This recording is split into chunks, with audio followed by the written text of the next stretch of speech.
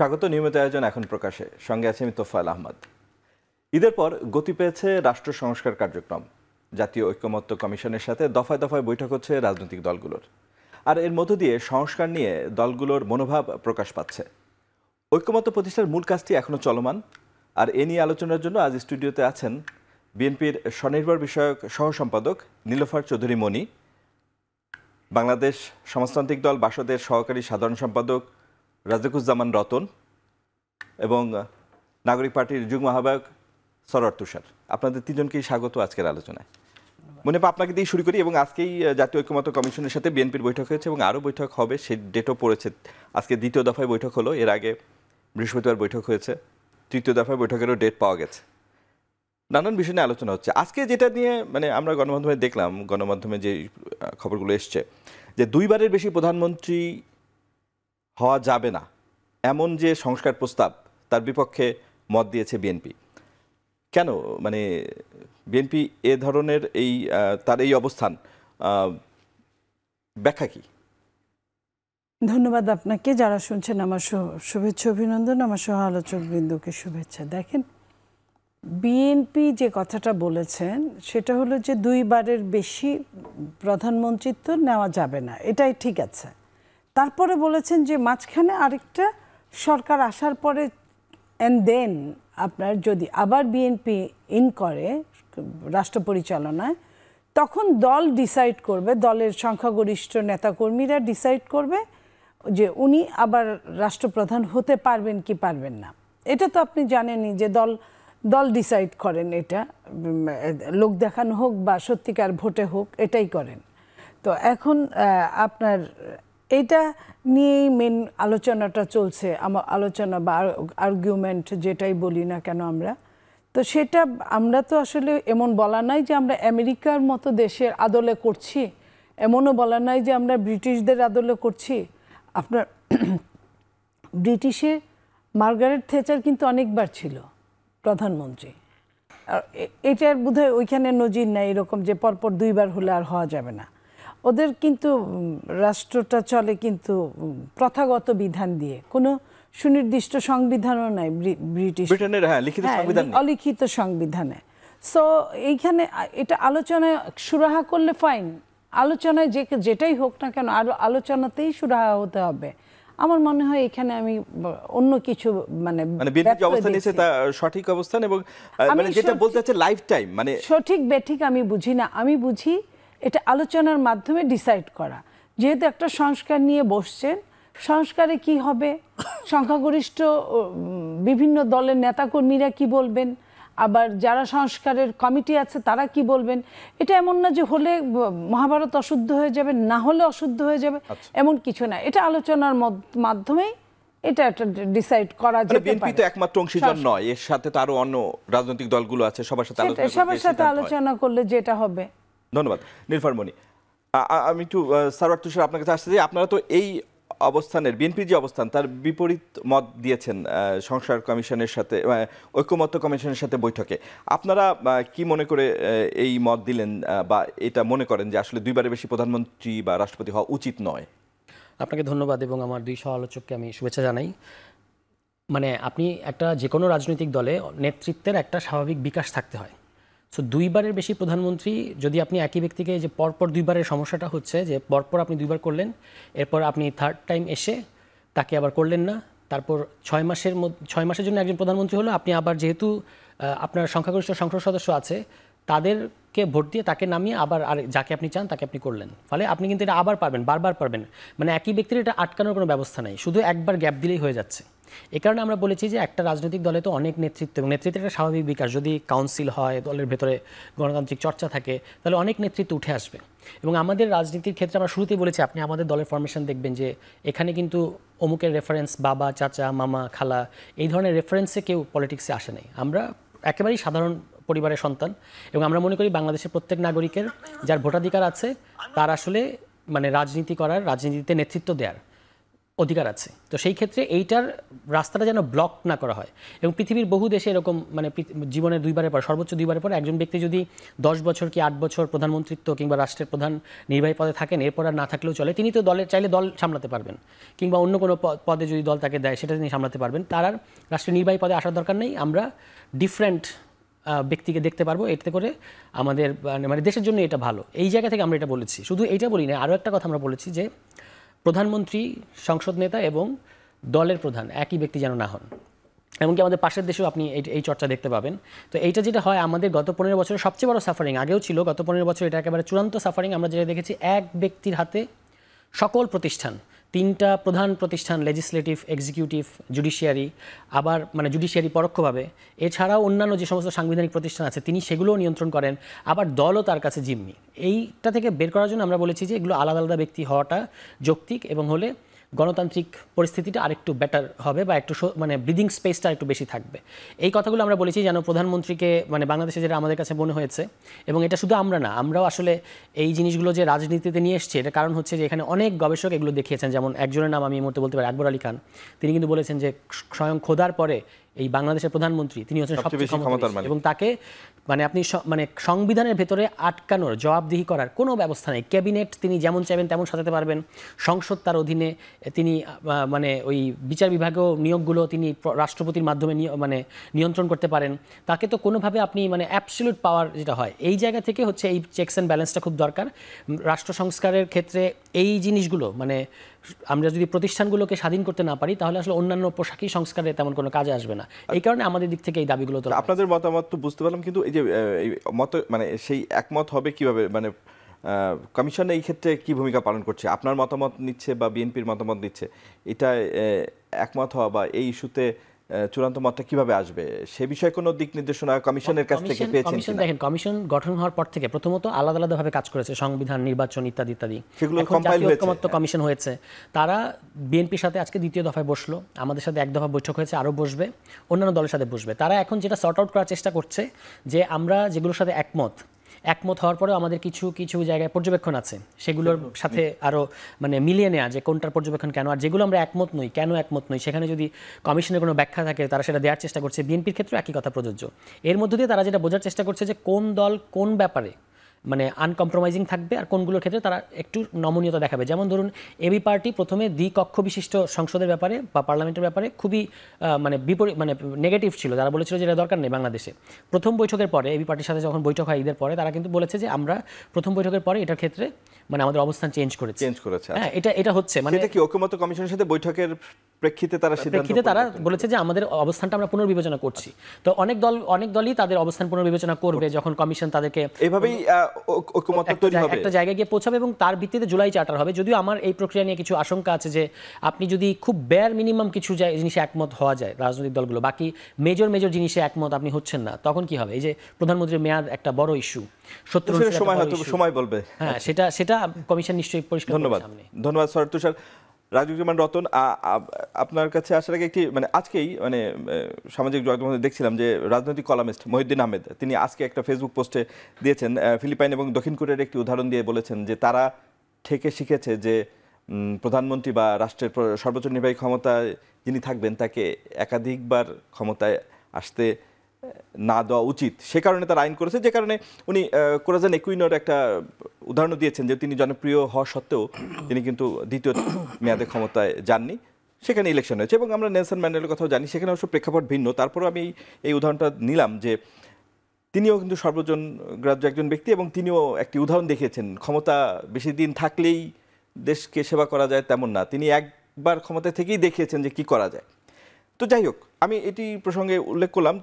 আপনার কাছে যেটি জানতে চাই সেটা হচ্ছে যে এই যে 2বার বেশি ক্ষমতায় থাকা না থাকা নিয়ে আমরা 2 দলের মত শুনলাম, আপনি কি মনে করেন যে আমরা তো সংস্কারের উদ্দেশ্যেই কাজ করছি বা সংস্কার নেই, রাষ্ট্র সংস্কার আমাদের একটা 5 আগস্ট পরবর্তী একটা বড় দাবি, আপনি কি মনে করেন যে এটা কেমন হওয়া উচিত, আপনার দলের অবস্থান বা আপনার মনোভাব? প্রত্যেকটা শব্দের একটা অর্থ থাকে, এবং দীর্ঘদিন ধরে একটা শব্দ ব্যবহার করতে করতে মানুষের মনন জগতে তার একটা স্থায়ী ছাপ পড়ে যায়। যেমন আর বলছি না যে ক্ষমতায় থাকা, আসলে শব্দটা সরকারে থাকা, আসলে শব্দটা হওয়া উচিত ছিল দায়িত্বে থাকা। দায়িত্বে থাকা। আমরা দায়িত্বটাকে ক্ষমতায় পর্যবেসিত করেছি। আর ক্ষমতার সঙ্গে কিন্তু অনেক কিছু যুক্ত থাকে। ক্ষমতার সঙ্গে যুক্ত থাকে অন্যকে ক্ষমতাহীন করে দেওয়া, ক্ষমতার সঙ্গে যুক্ত থাকে নিজেদের ক্ষমতাটাকে দীর্ঘায়িত করা, ক্ষমতার সঙ্গে যুক্ত থাকে এরকম যে power corrupts and absolute power corrupts absolutely, এই কথা যে অ্যাটকিন্স একসময় বলেছিলেন, যে এটা কিন্তু নানা নিদর্শন আমরা অনেক জায়গায় দেখেছি। এখন আমরা যখন গণতান্ত্রিক আন্দোলনের কথা বলি তখন কি বলি? তখন বলি যে একটা দ্বিমত প্রকাশের অধিকার থাকতে হবে। আমার একমত হওয়ার অধিকার কিন্তু সব জায়গায় আছে। সে তো রাজতন্ত্রে খুবই ছিল, রাজা যা বলছেন তার সঙ্গে একমত হয়ে যাওয়ার অধিকার সবারই ছিল, কিন্তু রাজা যা বলছেন তার সঙ্গে দ্বিমত প্রকাশ করার অধিকার কতটুকু থাকে? গণতন্ত্র মানে মেজার করা যাবে তখনই যে আমি দ্বিমত প্রকাশ করেও আমি কিন্তু থাকবো, যে ভয়ের মধ্যে থাকবো না, ভয়হীন থাকবো যে আমি দ্বিমতটা প্রকাশ করতে পারি। এখন দ্বিমত প্রকাশ করার সঙ্গে সঙ্গে আতঙ্কিত যদি হয়ে পড়ি যে এই যে বিরোধিতা করলাম এরপরে জান নিয়ে টানাটানি শুরু হবে না তো? তা আমরা এইরকম একটা পরিবেশ থেকে দেশটাকে মুক্ত করতে চেয়েছিলাম। ফলে আমরা মনে করি যে যে কোনো দল তার একটা আভ্যন্তরীণ গণতন্ত্রের চর্চা যেমন থাকবে, সেই দল তো রাজনৈতিক অভিভাবক, সে দেশটাকে এবং জনগণকেও একটা গণতান্ত্রিক চর্চার মধ্যে ফেলবে। গণতান্ত্রিক চর্চার একটা বড় গুরুত্বপূর্ণ দিক আছে, সেটা হলো ফিলোসফিক্যাল টলারেন্স, মানে আপনার কথা আমি শুনবো, আমার কথা আপনি শুনবেন। আবার আরেকটা হচ্ছে যাচাই করার জন্য জনগণের কাছে ছেড়ে দেব। আমার কথাটাই যে শ্রেষ্ঠ, আমার কথাটাই যে একদম চূড়ান্ত এমন নাও হতে পারে। এমনকি কখনো কখনো এমন হতে পারে সংখ্যাগুরু মানুষ, মানে সংখ্যা যাদের বেশি, তারাও একটা ভুল সিদ্ধান্ত নিয়ে দিতে পারে। কখনো কখনো ডেমোক্রেসির স্বার্থে বেশিরভাগ মানুষের মতটাকেও কখনো গ্রহণ করতে হয়। কিন্তু তখন একটা কথা আছে যে বেশিরভাগ মানুষের কথা মানবো, এটা ঠিক, কিন্তু কম সংখ্যক মানুষের কথাটাকে যেন উপেক্ষা না করি, কারণ তার মধ্যে তো সত্য থাকতে পারে। তো ফলে আমরা মনে যে ঐকমত্য কমিশন যারা সবার প্রস্তাবগুলো নিয়েছেন সেগুলো নিয়ে তারা যাচাই করছেন, বাছাই করছেন। আমরা আমাদের দল বাসদের পক্ষ থেকে এটা বলি যে পরপর দুইবার প্রধানমন্ত্রী থাকা বলি, অথবা পরপর দুইবার রাষ্ট্রপতি থাকা বলি, অথবা পরপর দুইবার যে কোনো একটা পদে থাকা বলি, সেটা নিয়ে যেমন একটা কথা হচ্ছে, সবচেয়ে বড় কথা হচ্ছে যে সমস্ত ক্ষমতা কি এক ব্যক্তির কাছে কেন্দ্রীভূত হবে?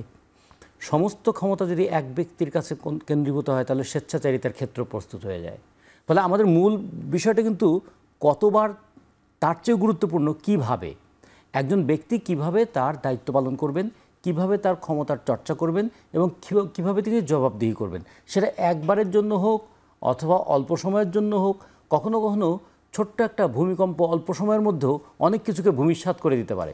সে কারণে আমরা বলছি যে ডেমোক্রেটিক প্র্যাকটিসটা খুব গুরুত্বপূর্ণ।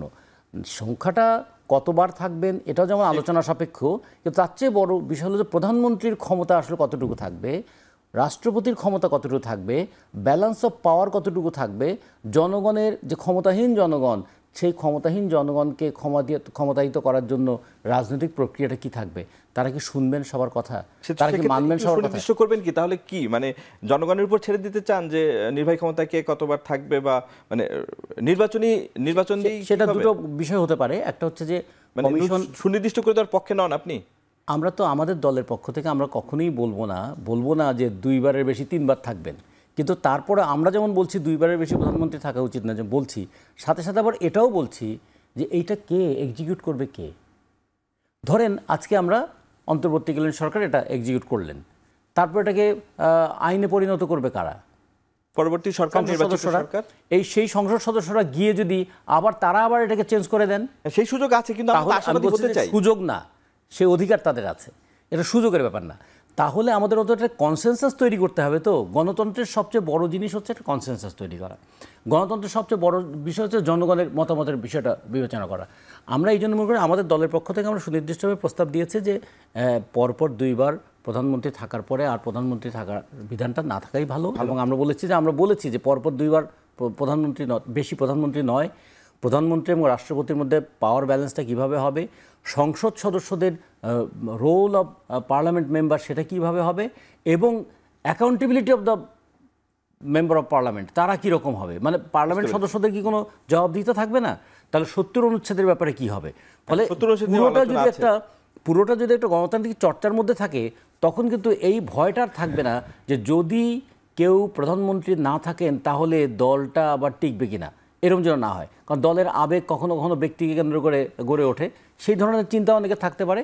আমরা আমাদের দিক থেকে এটা বলেছি যে গণতান্ত্রিক চর্চাটাকে অব্যাহত রাখতে হবে, তাহলে আইন করে সব কিছুকে চেঞ্জ করতে হবে না, মানুষই কনসেনসাস তৈরি করে ফেলবে যে কেন দরকার আপনার একই ব্যক্তির 6 বার কেন সংসদ সদস্য হওয়া দরকার, এক ব্যক্তি কেন 5 বার তার এমপি নমিনেশন নেওয়া দরকার, সেটাও একটা ইস্যু। ধন্যবাদ রাজিকুজ্জামান রতন। বিরতিতে যাব, তার আগে নীলফার আপনার কাছে একটা প্রশ্ন রেখে যাই, এসে উত্তর নিব। 70 অনুচ্ছেদ নিয়েও কথা হচ্ছে, সে বিষয়ে বিএনপি সুনির্দিষ্ট মতামত জানিয়েছে।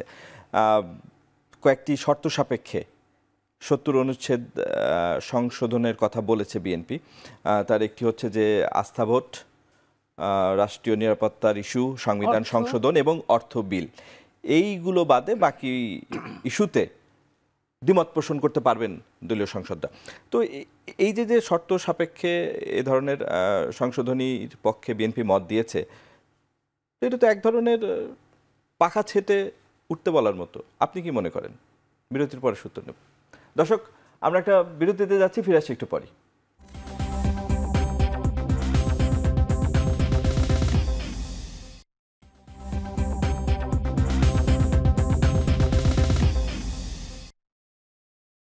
বিরতির পর আবারও ফিরে এলাম আজকের আলোচনায়। বিরতিতে যাওয়ার আগে নীলুফার চৌধুরীমণি, আপনাকে 70 অনুচ্ছেদ নিয়ে আপনাদের জিজ্ঞাসার কথা জানিয়েছিলাম। বিএনপির দলীয় অবস্থান এমন কেন 70 অনুচ্ছেদ নিয়ে? দেখেন, এখানে একটা কথা বলি আমি, 70 অনুচ্ছেদ যে কারণে হয়েছে, আগে তো কিছুই ছিল না, কোনো শর্তই ছিল না, এটার বিরুদ্ধে কোনো কথাই বলা যেত না। তো আপনার মাত্র 3-4টা শর্ত ছাড়া আর সব কিছুতেই যে সে নেগেটিভ ভোট দিতে পারবে, এটাই বা কম কিসে? একটা রাজনৈতিক দল পরিচালনা করার জন্য দলের, তাহলে তো স্বতন্ত্র দাঁড়ালেই হয়ে যায়, তাহলে তো রাজনৈতিক দলের তো কিছু নিয়ম কানুন শর্ত তো থেকেই যায়। রাজনৈতিক দলে আপনার জয়েন করতে গেলে তার কিছু শর্ত সাপেক্ষ মানতেই হবে, তার একটা গঠনতন্ত্র আছে, ওটার বাইরে যাওয়া যাবে না। তাহলে এইখানে আপনার মনে করেন যে একটা সরকারের রাজনৈতিক দল যদি তার সাথেই বিট্রে করে, ইমপিচমেন্ট আনে এইভাবে, তাহলে তো আপনার আর কারণে অকারণে এটার সাফার করবে। আস্থা ভোটটা হাতে রেখে বাকিগুলো তো ছেড়ে দেওয়া যায়। বাকিগুলো এটা তো একটা প্রথমে দিয়েছে, আমি আবারও বলছি, এটা তো আলোচনার একটা ব্যাপার, উভয় পক্ষদের আলোচনার একটা অবস্থান তো মানুষ জানলো যে বিএনপি এটা চায়। দেখেন, বিএনপি নিজেই তো আরো 2-2.5 বছর আগে আপনার 31 দফা দিয়েছে, এটার মধ্যে কিন্তু এইটাও ছিল, 70 অনুচ্ছেদও ছিল, আপনার রাষ্ট্রপতির কথা, ক্ষমতার বন্টনের কথাও ছিল, 2-2বার প্রধানমন্ত্রীর কথাও ছিল। তা বিএনপিকে কেউ শিখিয়ে দেয় না, যখন করেছে তখন কিন্তু ফ্যাসিস্টের জামানা ছিল, তখন কিন্তু বিএনপি সাফার করতে করতে নিজে থেকেই কিন্তু সংস্কারটা নিয়ে এসেছে। সো দ্যাট বিএনপির আন্তরিকতা না থাকলে কিন্তু এটা করতো না, এবং বিএনপি ওইটা হাতে ধরেই কিন্তু ওইখান থেকে সরে আসে নাই, যেটা বলেছে সেটাকেই ধারা বিবরণীটা দিয়েছে। তারপরও কি একটু কনজারভেটিভ মনে হচ্ছে না? বিএনপি যখন 31 দফা দিয়েছিল, এখন তাহলে তো এর চেয়ে যদি কম কনজারভেটিভ হয় তাহলে তো দলটা আর থাকে না। আপনার দলের নাগরিকত্ব নিতে গেলে, আপনার সদস্যপদটা নিতে গেলে তো কিছু কনজারভেটিভ, সব মিলিয়ে কনজারভেটিভ, যেমন সব মিলে সব দেশেই, পৃথিবীর সব দেশে এটা থাকে। তো সেইখানে আলোচনা সমালোচনার মধ্যে হয়তো সংখ্যাগরিষ্ঠকে আমরা সাপোর্ট করি, তো সংখ্যাগরিষ্ঠ রাজনৈতিক দল যদি বলে যে না এটা হবে না, সংখ্যাগরিষ্ঠতার থাকতে হবে, বা সরকারের একটা পোষণ। আবার এটাও তো ঠিক যে এখন কিছুই বললো না, সব মেনে নিল, তারপরে রাষ্ট্র পরিচালনায় যখন আসবে, ধরে নিলাম আমি যে বিএনপি আসলো, বিএনপির যেহেতু আমি এটা আপনিও বুঝবেন যে সংখ্যাগরিষ্ঠতা অনেক বেশি, যদি ঠিকঠাক মতো নির্বাচনটা হয়, তো সেইখানে সে তো তখন নাও পালন করতে পারে। এখন যে এই বার্গেন করে যে আপনি যে নিচ্ছেন, এটাও তো অনেক বড় কিছু, এটাকেই তো গণতন্ত্রের একটা বিউটি এটাকে বলা হয়। তো আমি মনে করি যে এটা বিএনপি যেটা করছে, বিএনপি ঠিক আছে, বিএনপির সাথে আপনারা চাইলে সরকার এবং সরকারের কমিটি, হ্যাঁ, তারা বিভিন্নভাবে এটা আদায় করে নেওয়াটা। কিন্তু গণতন্ত্রের চর্চাও তো মানে জায়গাটা একটু সংকুচিত হয়ে গেল। মানে আমরা দলীয় এমপিদের যেখানে দায়িত্ব পালনে আরো বেশি সক্রিয় দেখতে চাই, এই সব বিধিনিষেধ দিয়ে 70 অনুচ্ছেদ সংস্কার করলে তা কতটুকু আমরা এটা দিয়ে শুরু করি না, আমরা তো কিছুই করি না এর আগে। তো আমরা যদি শুরু করি, তারপরে যখন কাজটা শুরু হবে তখন কিন্তু আরো বোঝা যাবে যে আমি কতটা সাফার, কতটা আমি গেইনার। তো আমি যদি সাফারের সংখ্যাটা বেশি থাকে, আবার একটা আলোচনার মধ্যে, আবার একটা ডিমান্ডের মধ্যে। না চাইলে তো আসলে বাচ্চা হয়ে মায়েও দুধ দেয় না। তো সেইখানে চাইতে হবে, জানতে হবে, বুঝতে হবে, বুঝে সাফার করার উপর ডিপেন্ড করবে যে আসলে আমি কতটা সাফার করছি আর কতটা আমার পাওয়া দরকার। আমি মনে করি এটাই। ধন্যবাদ মনিয়াপ্পা। শরৎ তুষার, আপনার আবার এই অবস্থানের বিপক্ষেও মানে 70 অনুচ্ছেদ নিয়ে আপনার তো মানে এই যে বিএনপি যেমন চেয়েছে বিধিবিধান শর্ত সাপেক্ষে 70 অনুচ্ছেদ সংস্কার, আপনারা তো এর বিপরীতে অবস্থান নিয়েছেন। 70 অনুচ্ছেদের বিষয়ে আপনাদের ব্যাখ্যা কি? 70 অনুচ্ছেদের ব্যাকগ্রাউন্ডটা হচ্ছে যে এটার পেছনে প্রধান লজিকটা দেয়া হয় যে এটা যদি না থাকে তাহলে আসলে পার্লামেন্ট বা সরকার অস্থিতিশীল হয়ে যাবে এবং সরকার আসলে রাতারাতি সরকার ফল করবে এরকম। এবং এই কারণে 72-এর সংবিধান হওয়ার আগেই যে রাষ্ট্রপতির অধ্যাদেশ ছিল সেখানে গণপরিষদ সদস্যরা যেন স্বাধীনভাবে মতামত প্রকাশ করতে না পারে সেজন্য হচ্ছে আপনার মানে এই বিধিনিষেধটা করে দেওয়া হয়েছিল। এটাই হচ্ছে মানে 70 অনুচ্ছেদের মাদার ল, যে আপনি আসলে এবং 72-এর সংবিধানে গণপরিষদের না শুধু সুরক্ষা না, এটা হচ্ছে দলের নিয়ন্ত্রণ, মানে দলের যারা পলিট কিংবা দলের যারা হাইকমান্ড তাদের নিয়ন্ত্রণ দলের নেতাকর্মীদের উপর। কিভাবে আমি এটা বলছি, একটু 1-2 মিনিট সময় দিলেই হবে। 72-এর গণপরিষদে আওয়ামী লীগের কে এম ওবায়দুর সহ 2-1 জন দলের বিরুদ্ধে কথা বলতে গিয়েছিলেন এবং তাদেরকে পার্লামেন্ট থেকে গণপরিষদ থেকে স্রেফ বের করে দেওয়া হয়েছিল। ঠিক আছে, একেবারে মানে নাঙ্গাভাবে বের করে দেওয়া হয়েছে যে এটা স্রেফ তুমি বেরোয় যাও। আচ্ছা, এখন 70 অনুচ্ছেদ প্রশ্নে আমাদের দেখেন আপনাকে কি করতে হবে, আপনাকে সরকারটাকে স্থিতিশীল রাখতে হবে, পাশাপাশি সংসদ সদস্যদেরকেও স্বাধীনভাবে মতামত প্রকাশ করতে দিতে হবে। এই জন্য আমরা বলেছি যে আমাদের জন্য গুরুত্বপূর্ণ হচ্ছে সংসদ সদস্যদের স্বাধীন মত প্রকাশের অধিকার এবং সরকারের স্থিতিশীলতা, দুটোই। কারণ কি, সংসদ সদস্যরা কারা? দল হচ্ছে সুপারিশকর্তা, আপনাকে মনোনয়ন দিচ্ছে দল, আপনাকে সুপারিশ করছে, আলটিমেট নিয়োগকর্তা কিন্তু জনগণ।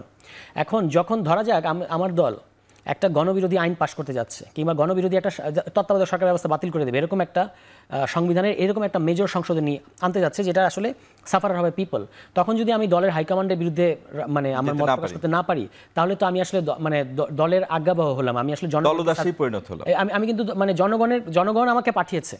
তো বারবার পার্লামেন্টের ক্ষেত্রে এই যুক্তি দেওয়া হচ্ছে যে পার্লামেন্টে আমাকে জনগণ পাঠিয়েছে সুতরাং আমরা যা খুশি তাই করবো।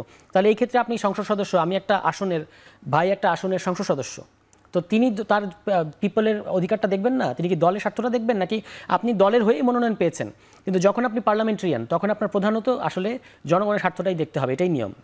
এই কারণে আমরা বলেছি শুধুমাত্র দুটো ক্ষেত্রে আপনি 70 অনুচ্ছেদে প্রয়োগ করবেন, 1 অর্থ বিল বাজেট এবং 2 হচ্ছে যেখানে এর বাদে অন্যান্য সকল ক্ষেত্রে আসলে স্বাধীন দলের বিরুদ্ধে ভোট দেওয়ার মানে থাকতে হবে, বিধান থাকতে হবে। কারণ এবং বিশেষত সংবিধান সংশোধনের ক্ষেত্রে থাকতে হবেই, কারণ সংবিধান হচ্ছে সকল জনগণের একটা দলিল। তো আমার ধরেন একটা আসন, ওই আসনের যে জনগণ তার প্রোটেকশন তো আমি ওখানে, তার প্রতিনিধি তো আমি, তাহলে আমি যদি তার পক্ষে না থাকতে পারি তাহলে তো হবে না। ইভেন উল্টো দিকেও আছে, স্বাধীনভাবে মত প্রকাশ করতে এই জন্যও দেওয়া দরকার। ধরা যাক দল একটা ভালো সংশোধনী এনেছে, মানে দলের হাইকমান্ড একটা ভালো সংশোধনী প্রস্তাব করেছে, আমি একটু রাইট উইঙ্গার টাইপের, আমি ওইটার বিরোধিতা করলাম, তাহলে জনগণের এটাও দেখার অধিকার আছে যে সে আসলে তার ইডিওলজিক্যাল কম্পাসটা কোন দিকে, সে জনগণের অধিকারের প্রশ্নে কোন দিকে থাকে। পরের বার ভোট দেওয়ার ক্ষেত্রে জনগণ এটা বিবেচনা করতে পারবে। এই দুই কারণেই সংবিধান সংশোধনের ক্ষেত্রে মানে সংসদ সদস্যদেরকে স্বাধীনভাবে মত প্রকাশ করতে দেওয়া উচিত। আমরা দুটি মতই দেখলাম, বিএনপির চেয়ে খানিকটা লিবারেল অ্যাপ্রোচ এনসিপির দেখলাম। রতন ভাই, আপনি কি মনে করেন? আমরা যে প্রস্তাবটা দিয়েছি সেখানে ওইভাবে আমরা বলেছি যে অনাস্থা প্রস্তাব এবং অর্থ বিল এই দুটো ছাড়া আমাদের সংসদ সদস্যদের স্বাধীন মতামতের বিষয় থাকতে হবে এবং আমাদের 70 অনুচ্ছেদটা বাতিল করতে হবে। এবং সাথে সাথে 3টা জিনিস আমরা এখানে দেখতে চেয়েছি। একটা হলো integrity of the parliament member, তিনি জনগণের ভোট নেবেন, তার একটা মর্যাদাবোধ থাকবে না। তাকে কি আমি এই ভয়ে রাখবো সে যদি বিক্রি হয়ে যায়? আচ্ছা, যিনি বিক্রি হয়ে যাবেন এই আতঙ্কের মধ্যে থাকে তাকে কতক্ষণ ধরে রাখতে পারবো? সেটাই, ফলে এটাও একটা পরীক্ষা হওয়া উচিত যে তিনি নির্বাচনটা যখন করেছেন তখন কি টাকার খেলা খেলেছেন নির্বাচনে? যে এমপি সাহেব নির্বাচনে টাকার খেলা খেলবেন তিনিও একটা সময় টাকার কাছে বিক্রি হবেন। আচ্ছা, নির্বাচনের সময় মানুষের আবেগকে কি জিম্মি করবেন? সেটা ধর্মীয় আবেগ হোক, সেটা আঞ্চলিকতার আবেগ হোক, তাহলে যদি মানুষের আবেগ নিয়ে তিনি খেলেন যে কোনো সময় তিনিও কিন্তু নানা ধরনের ফাঁদে নিজেও পা দিয়ে দিতে পারেন। ওই যে হর্স ট্রেডিংয়ের কথা যেরকম এসেছিল না, তাহলে এখন যদি হর্স হয়ে যেতে চায় কে এবং কে পিঠে সওয়ারি নিয়ে ঘুরতে চায়, তাহলে সব মিলিয়ে আমরা দেখতে চাই যে একটা পার্লামেন্ট যেখানে আইন তৈরি হবে, সে আইন প্রণয়নকারী সংস্থার সদস্যরা তারা যদি একটু মর্যাদা সম্পন্ন না হন, তাদের উপর আমি যদি নির্ভর করতে না পারি, তাদের যদি ইন্টিগ্রিটি অফ ক্যারেক্টার এটা নিয়ে যদি আমার প্রশ্ন থাকে, তাহলে তারা দেশের জন্য কি গণতান্ত্রিক আইন তৈরি করবে? সেটাই এখন যেহেতু কোনো একটা দলের নমিনেশন তারা নিয়েছেন, অন্তত শেষ মুহূর্তে যেন দলের শেষ জায়গাটায় তারা আবার কখনো মানে রাজনৈতিক পরিস্থিতিটা টলটলায়মান হয়ে না যায়, অন্তত সেই জায়গাটা তো একটু অন্তত নিয়ন্ত্রণটা থাকা দরকার।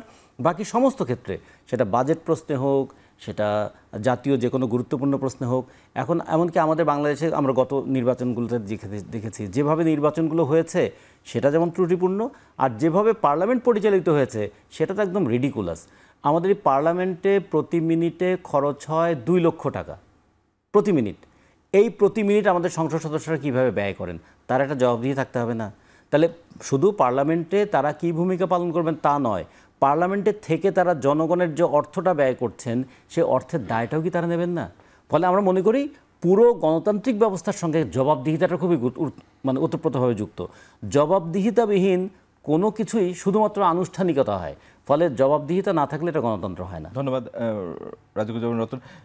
স্যার তুষার, আরেকটি ইস্যুতে আপনার কাছে আসি, সেটা হচ্ছে যে নির্বাচনটাকে আপনারা চেয়েছেন গণভোট বা গণপরিষদ নির্বাচন, যে যেন সংবিধানকে পুনর্লিখন করতে পারেন।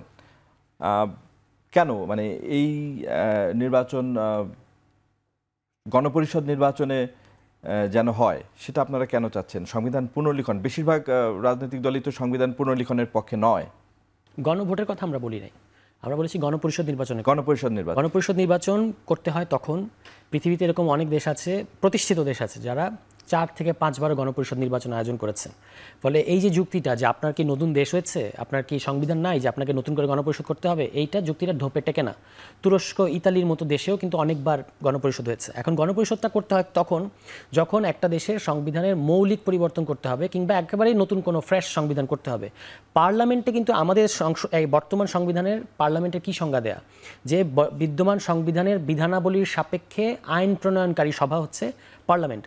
তাহলে আপনি যে সংবিধানের অধীনে আইন প্রণয়ন করতে যাচ্ছেন সেই সংবিধানকে তো আপনি এখানে পরিবর্তন করতে পারেন না। এবং বাংলাদেশে 2/3 থাকা, যে 2/3-এর মানে হচ্ছে আবার কাস্ট, সমস্ত ভোটারের না, যারা ভোট দিতে গেছে তাদের 40%, লেস দেন 40% ভোট পেয়ে আপনি সীমানার মার প্যাচে 2/3-এর বেশি মেজরিটি আপনার কাছে থাকছে। এবং এমন ভয়ঙ্কর সব সংশোধনী আনা হয়েছে যে রাষ্ট্রের ক্যারেক্টার এদিকে অথবা ওদিকে হেলে গেছে।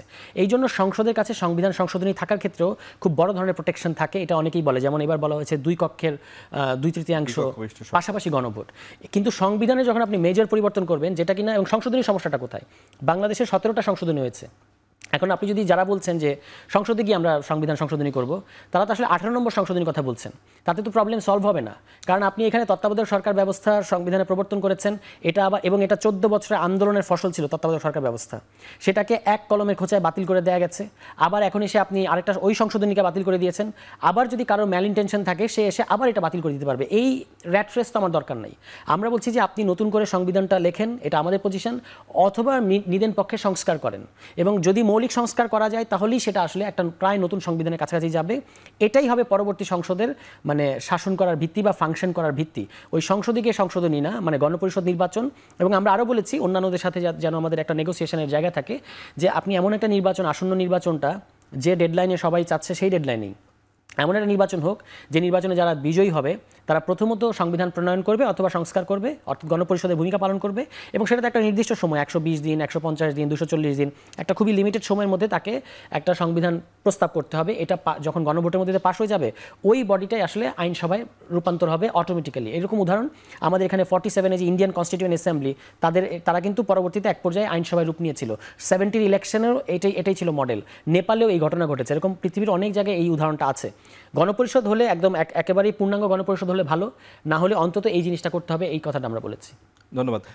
মনিয়াপা, আপনারা তো গণপরিষদ নির্বাচনের কথা মানে বলছেন না, আপনারা তো বলছেন যে সাধারণ নির্বাচনই হোক, নির্বাচিত সরকার এসে পরিবর্তনগুলো বা যে সংস্কারগুলো দরকার সেটি করবে। কেন আপনারা যে এইভাবে চাইছেন, মানে সংবিধান পুনর্লিখন বা নতুন করে করা, সে বিষয়ে বিএনপি কেন বিপক্ষে অবস্থান নিয়েছে? কেননা মৌলিক সংস্কার করতে গেলে তো আসলে অনেক কিছু করতে হবে। আমি বাংলাদেশের, যেটা আমি রাষ্ট্রবিজ্ঞানের ছাত্রী হিসেবে বলছি বা সংসদে ছিলাম সেই হিসেবে বলছি, বাংলাদেশের সংবিধানগুলোর এমন কোনো সমস্যা নাই যে সম্পূর্ণই আপনারা ফুল আদলে চেঞ্জ করতে হবে। বাংলাদেশের সংবিধানের যেটা আছে, যেটা লেখা আছে, ওটা পালন করা হয় নাই। আপনি চেঞ্জ করে আবার নতুন করে আরেকটা সদা সত্য কথা বলিবে, এটার উল্টায় আপনি আবার ওই সদা সত্যের মধ্যেই গেলেন, কিন্তু পালন আবারও হলো না, তাতে লাভটা কি হলো?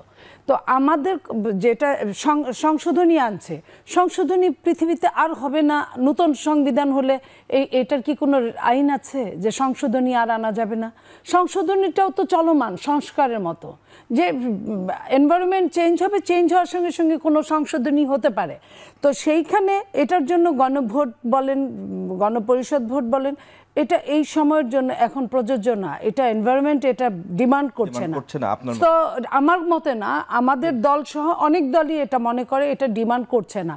ডিমান্ড যেটা করছে সেটা হচ্ছে আইনের অনুশাসন, ডিমান্ড যেটা করছে সেটা হলো যে রাষ্ট্রের অনেকগুলো সেক্টর ভঙ্গুর হয়ে গেছে, সেটাকে জোড়াতালি দিতে হবে, ঠিক করতে হবে। কিন্তু সংবিধানের ৭২-এর সংবিধানের এইখানে কোনো ওরকম বড় কোনো সমস্যা নাই যেটাকে যে বিপ্লবকে কেন্দ্র করে, বিপ্লব মনে করে এগুলো সব কিছু আমি ঢালাও চেঞ্জ করে দিব, এটা নেভার অ্যান্ড নেভার আমি মনে করি। আমার কাছে কথা হচ্ছে যে তুমি সত্যের মধ্যে থাকো, যেটা তোমার পরিবর্তন করতে হবে, যেটা সংশোধনী আনতে হবে সেটা সংশোধনী আনো, যেটা খুবই জরুরি দরকার। সেটার বাইরে যে সবগুলো করে তাদের যারা এই কথাগুলো বলছে তাদের যদি আপনি এক কথায় জিজ্ঞেস করেন কি পরিবর্তন চাও, সেটাই তারা বলতে পারবে না, সেটাই তারা বলতে পারবে না। তো এই যে তোতা পাখির মতো আমরা বলতে পারি মুখস্থবিদ্যা, কিন্তু জীবনটা কিন্তু অন্যরকম। জীবন সাফার করে করে মানুষ শিখে। এই সাফার করে শিখার মধ্যে এই ৭২ থেকে এই পর্যন্ত আসা, ৭১ থেকে এই পর্যন্ত আসা, এরকম মনে হয় না যে এই সংবিধানটার জন্য রাষ্ট্রের এই সমস্যা হচ্ছে। আমি আপনাকে যদি একটা প্রমাণ দিই যে ২৮-এর ক বা খ জায়গায় লেখা আছে নারী পুরুষ সব কিছু মিলে রাষ্ট্রের সবার জন্য আইন সমান। আমরা কি আসলে সবার জন্য আইন সমান পেয়েছি? এটা যে পাই নাই আমরা, এটার জন্য কি ওই সংবিধানটার দোষ, না আমাদের চর্চার দোষ, আমাদের অনুশীলনের দোষ, আমাদের যে যখন ক্ষমতায় আছে সে সেটা প্রয়োগ করে না, এটার দোষ? তো আমি যদি আপনার লুম বাঁচতে গিয়ে পুরো গা উজাড় করে ফেলি, তাতে তো কোনো লাভ হবে না। আমি চাই যে আমার যেটা, আমার জিনিসটাও ঠিক থাকুক, আমার কাজটাও হোক, সাপও যেন মরে লাঠিও যেন না ভাঙে, সেটা নিয়ে আমি কথা বলতে চাই। আমার তো ওই কথা বললে চলবে না যে আমার ওরকম ৮০ মণ ঘিও জুটবে না, কমলা সুন্দরীও নাচবে না। আমার ওই যেটুকু আছে এইটুকুর মধ্যে আমি সুন্দর করে চর্চা করে আমি সুন্দর জিনিসটাকে প্রতিস্থাপন করতে চাই, আর কিছুই না। ধন্যবাদ বনিপা। ছোট্ট করে বলি, ৯০-এর পরে বিএনপিও দুবার ক্ষমতায় ছিল 10 বছর। আপনি কি কিছু দায় নেবেন সেজন্য, আইনের শাসন প্রতিষ্ঠা না হওয়ার? আইনের শাসন প্রতিষ্ঠা, শোনেন, আমি এটা বলি, আপনার বিচ্ছিন্ন ঘটনা কোনো ঘটনা না। আপনাকে একটা উদাহরণ আমি দেই যে ইয়াসমিন হত্যাকে কেন্দ্র করে, ইয়াসমিন হত্যার জন্য দায় কিন্তু সেই সময় রাষ্ট্রের না, সরকারের না।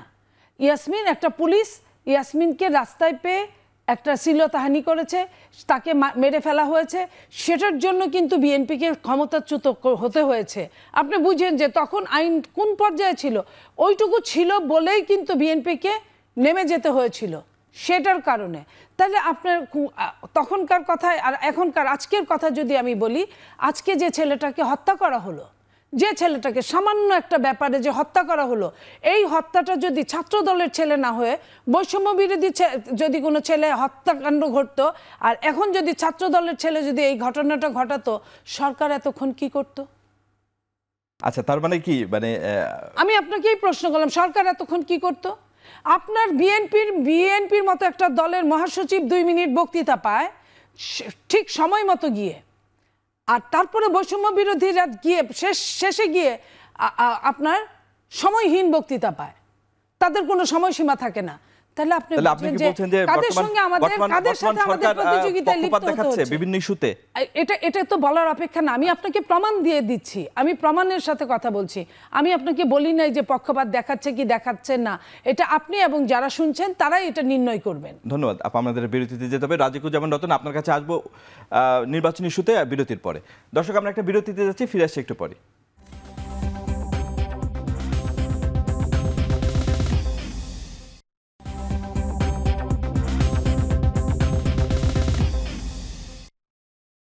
বিরতির পর আবারও ফিরে এলাম আজকের আলোচনায়।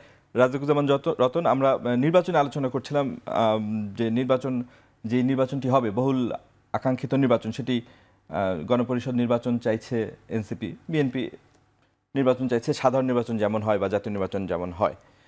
তো এরকম একটি নির্বাচন যেটা বহুল কাঙ্ক্ষিত, যেখান দিয়ে বাংলাদেশ দ্বিতীয় বাংলাদেশ তৈরি হওয়ার আরেকটি মাইল ফলক আমরা পার হব, সেই নির্বাচনটা আসলে কেমন হওয়া উচিত, বা যেটা চাচ্ছে দুই দল তার মাঝখানে বা ভিন্ন কোনো মত আছে কিনা, বা আপনার মত কি? প্রথমত দ্বিতীয় বাংলাদেশ এই কথাটার সঙ্গে আমাদের ভীষণ আপত্তি আছে। বাংলাদেশের বা দ্বিতীয়, তৃতীয়, চতুর্থ, পঞ্চম কি হবে? বাংলাদেশ স্বাধীন হয়েছে 1971 সালে।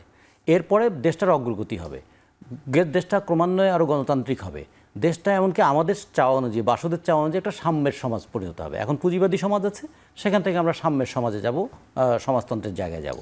এটা হলো আমাদের চাওয়া। এখন কেউ দ্বিতীয় বলতে পারে, তৃতীয়, চতুর্থ বলতে পারে, ঠিক আছে, ওকে, সেটা তো আলোচনার বিষয় না। নির্বাচনটা কেমন চাই? কিন্তু ওই আমরা নির্বাচন যেটা চাই, নির্বাচন যেন জন আকাঙ্ক্ষার প্রতিফলন ঘটে, এক। নাম্বার দুই, এই যে গণপরিষদ নির্বাচন বলি বা সংবিধানকে পুনর্লিখন বলি, আচ্ছা ধরুন সংবিধান কয়ভাবে পরিবর্তন হতে পারে? সামরিক শাসন হয়, তখন কি সংবিধান স্থগিত হয় না? স্থগিত হয়। আচ্ছা, এখন যে একটা গণ অভ্যুত্থানের পরে আছে, এখন কি সংবিধান কার্যকর আছে না নাই? কি আছে বলুন? এটা তো গণ অভ্যুত্থান হয়েছে।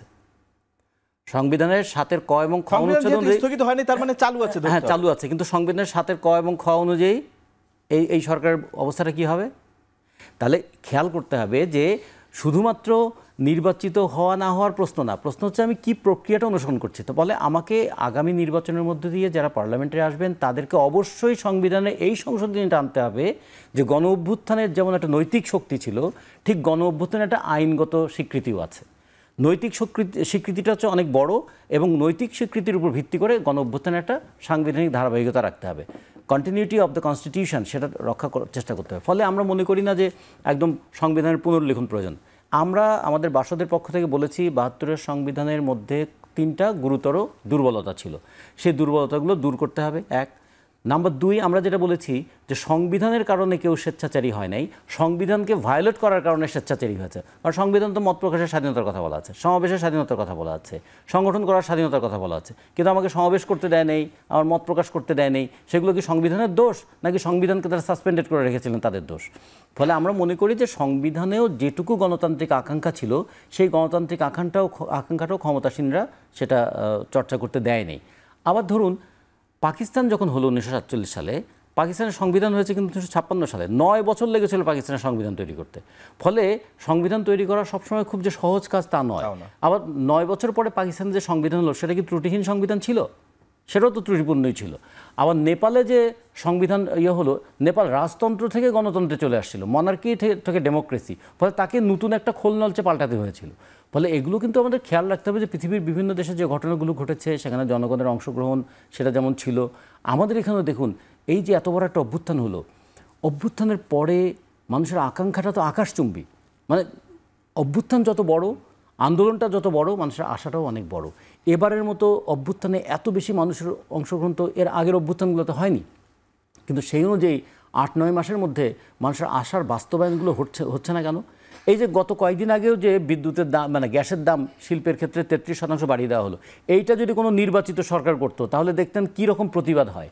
কিন্তু যেহেতু অন্তর্বর্তীকালীন সরকার, মানুষ বলছে ঠিক আছে অন্তর্বর্তী সরকার করেছে, একটু দেখি আমরা। ফলে মানুষ কিন্তু এখনও এই সরকারের অনেক কর্মকাণ্ডকে তারা কিন্তু মেনে নিচ্ছে এই কারণে যে ভবিষ্যতে একটা ডেমোক্রেটিক রাষ্ট্রে যাওয়ার ক্ষেত্রে এই সরকার অন্তর্বর্তীকালীন ভূমিকাটা পালন করবেন। ফলে আমরা মনে করি জনগণের সেই আকাঙ্ক্ষাটা আছে, প্রত্যাশাটা আছে, কিন্তু বিতর্কের মধ্যে যেন আকাঙ্ক্ষা এবং প্রত্যাশা কোনোটা মান না খায়। ধন্যবাদ। নির্ভর আপনার কাছে যাওয়ার আগে সর্তোষ আপনার কাছে আরেকবার আসতে, সেটা হচ্ছে যে শান্তিপূর্ণ ক্ষমতা হস্তান্তরের জন্য আপনারা সাংবিধানিক কাউন্সিলের কথা বলেছেন। শান্তিপূর্ণ সংবিধান মানে সরকার বদলের ব্যাপারে সাংবিধানিক কাউন্সিল ছাড়া এই বিষয়ে আপনাদের ব্যাখ্যাটা জানতে চাই। আর তত্ত্বাবধায়ক সরকার ইস্যুতে আপনারা কি অবস্থান নিয়েছেন?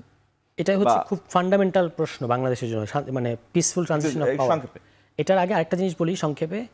ভাই কিন্তু বলেছেন যে এত বড় একটা গণ অভ্যুত্থান, খুব ঠিকভাবে বলেছেন। বাংলাদেশে এরকম 3বার নজির আছে, একজন ব্যক্তিকে সুবিধা দেওয়ার জন্য একটা সংবিধান সংশোধনী আনা হয়েছে। 6ষ্ঠ সংশোধনী, ওই প্রেসিডেন্ট মানে উপরাষ্ট্রপতি থাকা অবস্থায় প্রেসিডেন্ট হওয়া, এরপরে শাহাবুদ্দিন সাহেব উনি প্রধান উপদেষ্টা থেকে আবার প্রধান বিচারপতি হওয়া, আর এই যে KM হাসানকে মানে তত্ত্বাবধায়ক সরকার প্রধান করার জন্য 14th সংশোধনী। এই যে 6ষ্ঠ, 11 এবং 14th সংশোধনী একজন ব্যক্তিকে ফ্যাসিলিটেট করার জন্য এইসব সংশোধনী হয়েছে। এখন আপনি এত বড় একটা গণঅভ্যুত্থান করেছেন, কিন্তু আপনি সংবিধান পরিবর্তন করতে পারবেন না, এই হচ্ছে অনেকের পজিশন। এনিওয়ে, আর পিসফুল ট্রানজিশনের ব্যাপারে আপনি দেখবেন যে প্রত্যেকবার মানে ক্ষমতা হস্তান্তরের সময়ে বাংলাদেশে একটা গৃহযুদ্ধের মতো পরিস্থিতি হয় প্রত্যেকবার। এই যে দেখুন, যারা চতুর্দশ সংশোধনীর মধ্য দিয়ে বিচারপতি বয়স বাড়ানোর এই কাজটা যেটা করেছিলেন, এটা সবচেয়ে বড় ভিকটিম তারাই হয়েছেন। 20 বছর ধরে তার ক্ষমতার বাইরে, এবং এই যে লগি বৈঠার তাণ্ডব 1-11 ইত্যাদি হলো, ঠিক আছে। এর আগেও কিন্তু একবার 96 সালে এরকম একটা বিতর্কিত নির্বাচন তারা করেছেন। 3 জোটের রূপরেখায় তারা কমিট করেছিলেন যে তত্ত্বাবধায়ক সরকার ব্যবস্থা তারা আনবেন, কিন্তু সেটা আনেন না, এর বিরুদ্ধে আন্দোলন হলো এবং তারা সেটা করতে বাধ্য হলেন। এই কারণে আমরা বলেছি যে প্রধান নির্বাহীর যখন আসলে নির্ধারণ করতে পারবেন যে কে আসলে তত্ত্বাবধায়ক সরকার ব্যবস্থা প্রধান হবেন, কারণ বিচারপতিটা আপনি ওইভাবেই নিয়োগ দিচ্ছেন, বিচার বিভাগকে আপনি রাজনীতিকরণ করে ফেলছেন। এই জন্য আমরা বলেছি এনসিসি, জাতীয় সাংবিধানিক কাউন্সিলের মধ্য দিয়ে, যেখানে 2 দলই থাকবে, এর বাইরেও নিরপেক্ষ ব্যক্তিত্ব থাকবেন, তারা আসলে সাংবিধানিক পদগুলোতে নিয়োগ দেবেন এবং তাদের মধ্য দিয়ে আসলে একটা নির্বাচনকালীন সরকার গঠিত হবে, যারা আসলে এই যে পিসফুল ট্রানজিশনটা যেন নিরবিচ্ছিন্ন হয়। বাংলাদেশে এটা কিন্তু নিরবিচ্ছিন্ন না, নির্বাচিত সরকার আসে এবং তারা এসে অনির্বাচিত সরকার কায়েম করে আর ক্ষমতা থেকে সরতে চায় না, এটা বন্ধ করতে হবে। ধন্যবাদ। নীলফার মনি, এই বিষয়ে আপনার মত জানতে চাই যে তত্ত্বাবধায়ক সরকার ইস্যু নিয়ে আমরা আন্দোলন করেছেন, আবার বাধ্য হয়ে এই সরকারের মানে অনুমোদন দিয়েছেন। সব মিলে এই মুহূর্তে তত্ত্বাবধায়ক সরকার যেটা শান্তিপূর্ণভাবে সরকার বদলের ইস্যুতে আপনারা তো সাংবিধানিক কাউন্সিলের পক্ষে নয় বলেছেন, তার বিপরীতে আপনারা কি অবস্থান নিয়েছেন? তত্ত্বাবধায়ক সরকার যে ফরম্যাটে আগে ছিল সেই ফরম্যাটে আসবে?